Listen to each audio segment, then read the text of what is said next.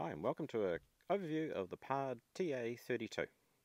Now this is the new LRF model, and as you can see it's got the laser rangefinder built in underneath the lens. So unlike competitors' models where they have a large bump on the side, there's actually no size penalty to having a laser rangefinder. There is only benefits. Now price wise, there are only a couple of $100 difference between a non-rangefinder and a rangefinder, and on the price of a thermal handheld you're kind of crazy not to have the laser rangefinder built in already. You're not really losing any advantages, and it's only upwards. Now some of the other features, starting at the front: focusable lens with a lens cap. It's magnetic, so it will actually stick to your armband. On the reverse side, the USB ports that were originally underneath here are now on the side. Overall, you wind up with a very tiny thermal handheld, which size is one of the most important features for this. You can just put it in your pocket.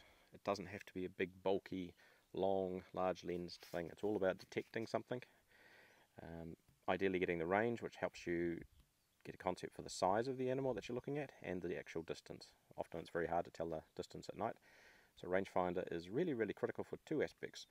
Knowing the distance to help you decide on the size and whether it's worth going over there. That's fairly obvious. And the other big advantage of having a laser rangefinder, and it needs to be one like the built into the PARD that continuously pulses, is you are able to find a target, mark it with the laser, finding the range, and then using something like a PARD DS35 or a 007, the person on the rifle is actually able to see your laser. So no more trying to go see the ridge over there and now come down to the stump. What stump? The tree. Trying to find what you have found in the thermal. Simply mark it, much like they do in the military. You are marking the target. He can see your laser and he can go, yes, that's actually a pig, no, that's a rock, and you've saved a lot of time. Now there's three different sizes in the range: the 19, the 25 and the 35. Here is a video showing all side by side. Remember, thermal handhelds are really about detecting, so often the field of view is quite important versus the magnification. As you can see, that little hotspot in the 800 meter distance, it's actually a steel water container, is visible in all three. It's just the size difference, but you can see the field of view difference. Now that's kind of important if you're mostly open hunting. Yeah, the 35 is going to be great with its bigger magnification, but really the 19 is going to give you that field of view, and especially if you're after small game all the time, it's great for rabbits and stuff. And the 25 somewhere in the middle. And where I mean the field of view, so rather than coming up to a gully and going like this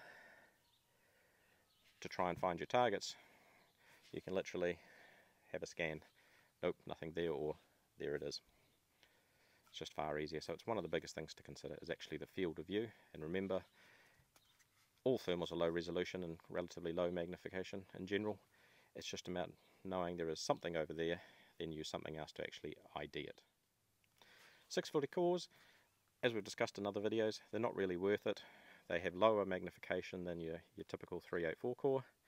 So you're already spending extra money, and if you need the optical magnification, you're actually not gaining anything.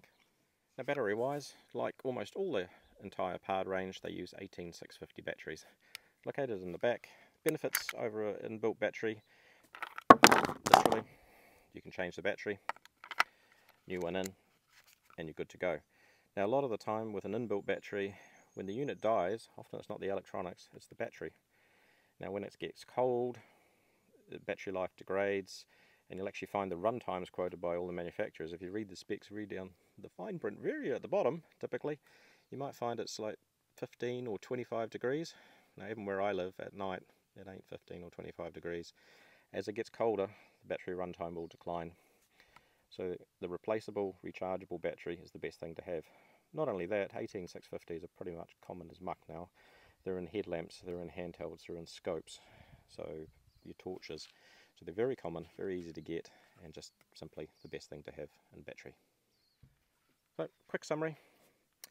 Tiny size, great field of view, enough magnification, good pricing, inbuilt laser rangefinder. Always have a laser rangefinder in a thermal device. It's just a critical thing these days, and very compact. It will literally fit in your pocket.